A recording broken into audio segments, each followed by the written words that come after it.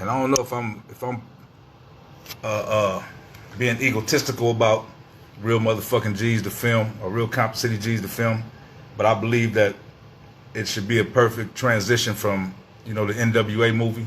I know a lot of people was upset that Real Compton City G's wasn't featured in the NWA film, and they questioned why, because it was a part of Eazy-E's story. So I felt like they shortchanged Eazy-E's story. It ain't just about me per se, my brother per se, but keeping it real motherfucking G's is a part of that whole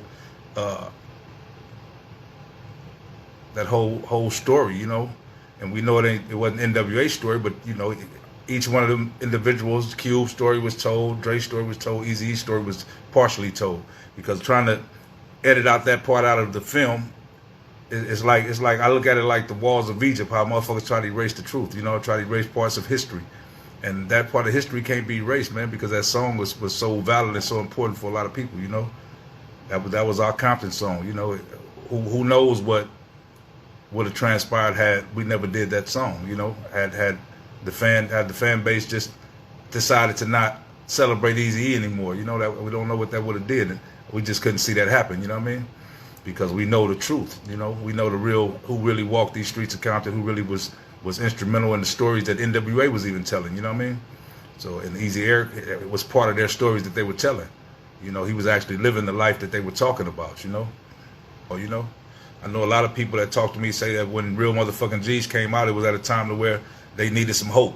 It was a time to where everybody didn't side with Death Row and Dr. Dre. A lot of people was concerned with Eazy-E and what was going to become of his career if Dre Day the song would have crushed his career, because it's a dope song. And I listen to the radio and I see how biased it still is. If you listen to the radio now, they'll play Dre Day, they'll play songs dissing Eazy-E, but then they're reluctant to play Real Motherfucking G's or Real Compton City G's because of their fear of their relationships with Dr. Dre or whatnot. And I think Dr. Dre needs to, I don't know who needs to get on him and tell him about it, but he needs to make sure that these people understand that that's wrong, bro. It's wrong. You know what I'm saying? Because he ain't here and they, Dr. Dre has the position he's in. It's wrong for y'all to keep trying to erase that part of history based on y'all fear of what Dr. Dre may think, because Dr. Dre shouldn't feel no kind of way about that fucking song right now at all. If Dr. Dre and Ice Cube can come and together and do a movie and do music together after No Vaselines, there's no way that Real Compton City G should be hindering anything, or that Dr. Dre should be hindering anything for anyone who had anything to do with Real Compton City G's, because it's all just it's a part of his story as well.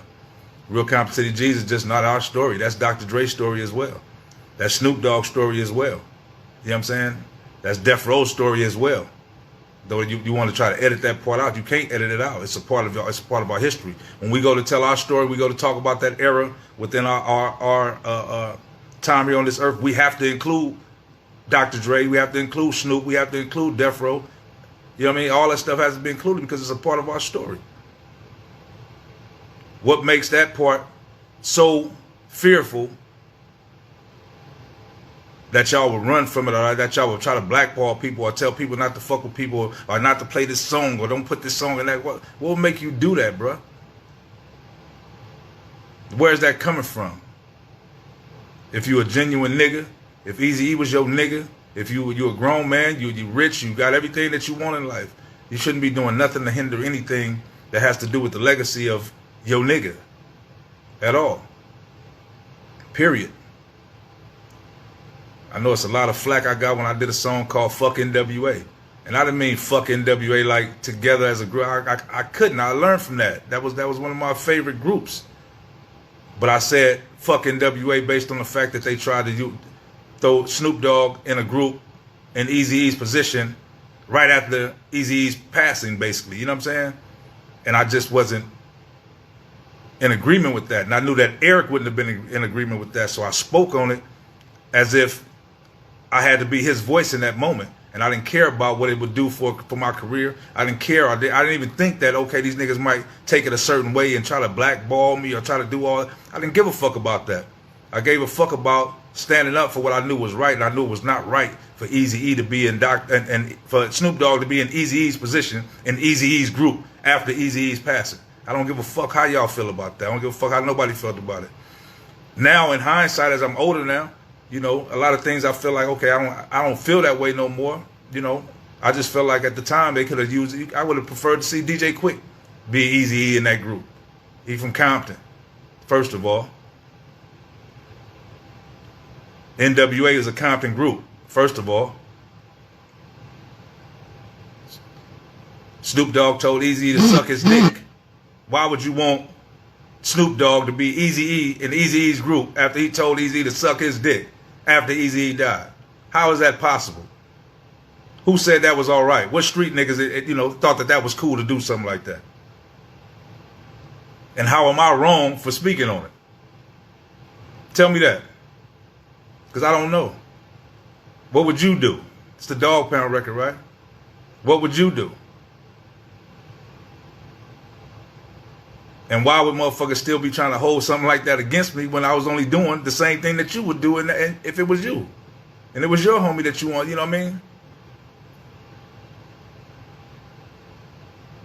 I ain't never apologized for it because I don't have a reason to apologize for it. You know what I mean? I don't have nothing against Dr. Dre as a producer. I don't have nothing against Ren. None of them niggas, man. I don't have nothing against you dudes, nigga. I'm saying, though, nigga, don't keep trying to keep me from being heard or trying to keep, you know, my career or my... Because you really ain't going to be able to do it. You can keep doing it, but eventually the truth is going to prevail. Because I still got spit. I still got lyrics. I could be writing songs right now dissing Dr. Dre or Snoop Dogg or whoever. You know what I'm saying? I've refrained from that because I've been trying to be a better person and a spirit, not a spiritual man, but more of a business sense and understand we're grown now and we can look past some of these things. You know, when I squashed the beef with the Dog Pound, I squashed the beef over a conversation behind me and Snoop Dogg. Snoop Dogg used to call my phone regularly. We used to talk. And the thing was, the whole reason for squashing the beef was to make money. Snoop Dogg gave me his word we was going to work and make some music together, you know, because we felt like, okay, that was Dr. Dre and Eazy beef. That was Suge Knight and Jerry Heller beef. But you ain't heard a record with me and Snoop Dogg. You probably never even heard Snoop Dogg mention my name or probably ever knew that me and Snoop Dogg has had conversations. You wouldn't know that me and Snoop Dogg and Trey D and we done played basketball at the studio together. Y'all wouldn't know that shit, though. Why? Because I never got on here to talk about it like that. But why not now? Everything happens for a reason. Everything happens in its own time. It's time to talk about it. It's time for Snoop Dogg to have them remind us, bro, you gave me your word. I squashed that beef based on your word. Because it ain't nothing for me to write records and talk shit and diss rappers and talk. I'm good at it. I'm real good at it. It's not hard. At all.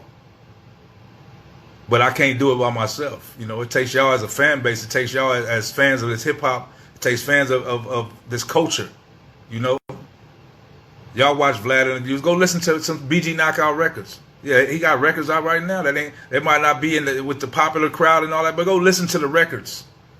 Listen to the music. Listen to the words. Listen to the wordplay. Listen to the flow. And then try to deny it. You can't. The only way for them to counter this shit with us is to try to use their fame or their money or their influence to try to keep us from being heard, because they know that you can't deny what we have musically. You can't deny what we have spiritually. You can't. So I'm coming on here today on Eazy-E's birthday to appeal to y'all as a fan base, man. To, you know, we need the support like y'all support the rest of these dudes, man.